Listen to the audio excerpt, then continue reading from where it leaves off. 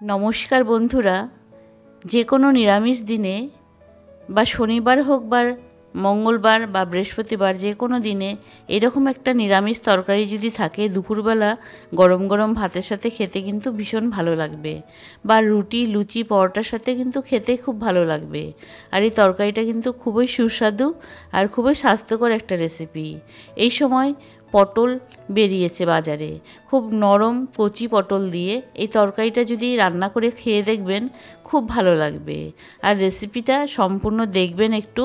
আমি খুব সাধারণভাবে রান্না করেছি, খুব অল্প তেল মশলা দিয়ে রান্না করেছি। আশা করছি রেসিপিটা আপনাদের সকলের কাছে ভালো লাগবে।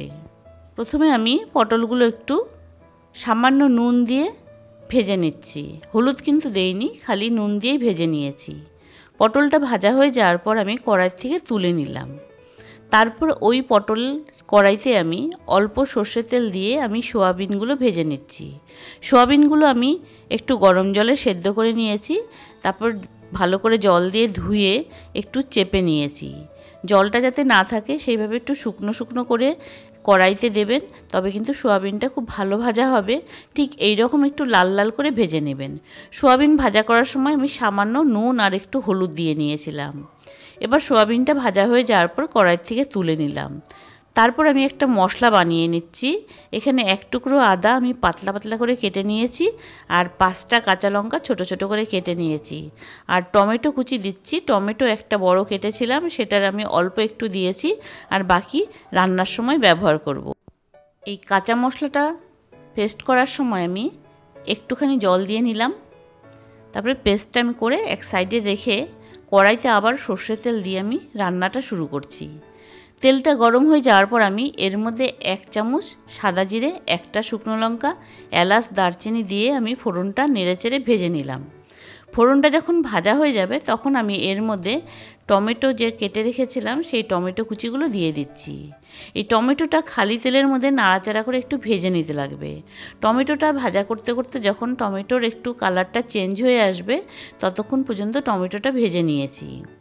তারপর আমি এর মধ্যে আগের থেকে কেটে রাখা আলু আর কোয়াশ দিয়েছি। আলু কোয়াশটা দিয়ে এখন এই টমেটোর সাথে মিলিয়ে একটু তেলের মধ্যে খালি তেলে একটু কিছু সময়ের জন্য নেড়েচেড়ে আলু কোয়াশটা ভেজে নেব। বন্ধুরা, আপনারা যদি কোয়াশের পরিবর্তে এখানে পেঁপেও ব্যবহার করতে পারেন। এবার আমি খালি তেলে নেড়েচেড়ে মোটামুটি 2-3 মিনিটের জন্য খুব ভালো করে ভেজে নেব। এখন কিন্তু আলু কোয়াশটা খুব ভালো করে ভেজে নিয়েছি, একটু লাল লাল করে ভেজে নিয়েছি। ঠিক এরকম একটু লাল লাল করে খালি তেলে যদি ভাজা যায় তরকারিটা কিন্তু খেতে খুব ভালো লাগবে। তারপর যে আমি একটা কাঁচা মশলা বানিয়েছিলাম আদা, কাঁচা লঙ্কা আর টমেটোর, সেই কাঁচা মশলাটা দিয়ে দিলাম। তারপরে মশলার বাটি ধোয়া জল একটু দিয়ে দিলাম। দিয়ে এই কাঁচা মশলাটা এই সবজির সাথে মানে আলু কোয়াশের সাথে নেড়েচেড়ে কিছু সময়ের জন্য ভেজে নিব। আর মশলার মধ্যে যে জলটা আছে সেটা কিন্তু একটু শুকিয়ে নিয়েছি। এবার একটু ভালো করে নেড়েচেড়ে ভেজে নেওয়ার পর তারপর আমি এর মধ্যে স্বাদ অনুযায়ী 1 চামচ নুন দিচ্ছি, 1 চামচ হলুদের গুঁড়ো, 1 চামচ কাশ্মীরি লঙ্কার গুঁড়ো দিচ্ছি, আর 1 চামচ আমি ধনের গুঁড়ো দিব, আর 1 চামচ আমি জিরের গুঁড়ো দিচ্ছি। এই শুকনো মশলাটা দিয়ে আমি এই কাঁচা মশলার সাথে আলু আর কোয়াশের সাথে ভালো করে মিলিয়ে বেশ কিছু সময়ের জন্য কষিয়ে নিব।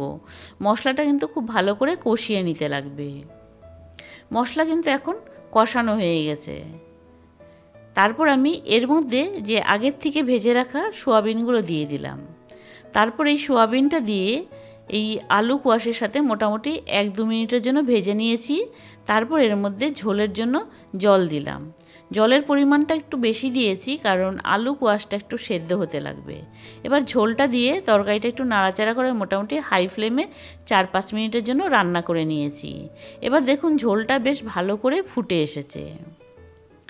তারপর আমি এর মধ্যে যে পটলটা আগের থেকে ভেজে রেখেছিলাম সেই পটল ভাজাটা দিয়ে দিলাম। কারণ পটলটা আমি একটু পরে দিয়েছি, কারণ পটলটা খুব কচি নরম পটল, সেই জন্য পটল ভাজাটা একটু পরে দিয়েছি। এবার তরকারিটা বেশ নাড়াচাড়া করে মোটামুটি 5-6 মিনিটের জন্য রান্না করে নেব। ঝোলটা অনেকটা শুকিয়ে নিতে লাগবে। এখন দেখুন তরকারির ঝোলটা কিন্তু অনেকটা শুকিয়ে নিয়েছি। আলু কোয়াশ ভালো করে সেদ্ধ হয়ে গেছে, মোটামুটি তরকারিটা রান্না হয়ে এসছে। আমি আরেকটু নাড়াচাড়া করে রান্না করে নিচ্ছি। এখন কিন্তু তরকারিটার সম্পূর্ণ রান্না হয়ে গেছে। এখন আমি এর মধ্যে একটু 1 চামচ ঘি দিব। আমি এই ঘিটা নিজে হাতে ঘরে বানিয়েছি, সেই ঘরে বানানো ঘিটা দিচ্ছি। ঘিটা কিন্তু খুব ভালো হয়েছে, খুব ভালো লাগে খেতে। আমি মাঝে মধ্যেই এরকম ঘি ঘরে বানিয়ে ব্যবহার করে থাকি। তারপর আমি 1 চামচ ঘি দিয়ে তরকারিটা একটু নাড়াচাড়া করে গ্যাসের ফ্লেমটা বন্ধ করে দিলাম। এখন আমি তরকারিটা স্ট্যান্ডিং টাইমে রাখলাম মোটামুটি 4-5 মিনিটের জন্য। দেখুন বন্ধুরা, তরকারিটা কিন্তু কি সুন্দর হয়েছে। তরকারিটা যেমন দেখতে সুন্দর হয়েছে, খেতে কিন্তু তেমনি সুস্বাদু। এরকম নিরামিষ তরকারি দিয়ে অবশ্যই একবার আপনারা রান্না করে খেয়ে দেখবেন, খুব ভালো লাগবে। খুব সহজ একটা রান্না আপনাদের সাথে আমি শেয়ার করলাম। আশা করছি আপনাদের সকলের কাছে ভালো লেগেছে বন্ধুরা। অবশ্যই এই পটল দিয়ে, এই পটলের সিজনে আলু, কোয়াশ, পটল আর সোয়াবিন দিয়ে তরকারিটা রান্না করে খেয়ে দেখবেন নিরামিষভাবে। আর যদি মনে করেন একটু পেঁয়াজ রসুন ব্যবহার করবেন, তবে পেঁয়াজ রসুন দিয়ে ওই তরকারিটা রান্না করে খেয়ে নিলে খুব ভালো লাগবে। তবে আজকের বন্ধুরা আমি এখানেই রাখলাম আমার এই রেসিপি। আরেক কোনো নতুন রেসিপি নিয়ে আপনাদের কাছে আসবো। আপনারা ভালো থাকুন, সুস্থ থাকুন। আর রেসিপিটা কেমন লাগলো অবশ্যই একটু কমেন্ট বক্সে জানাবেন। আর যদি রেসিপিটা আপনাদের ভালো লেগেছে তবে কিন্তু একবার হলেও রান্না করে খেয়ে দেখবেন।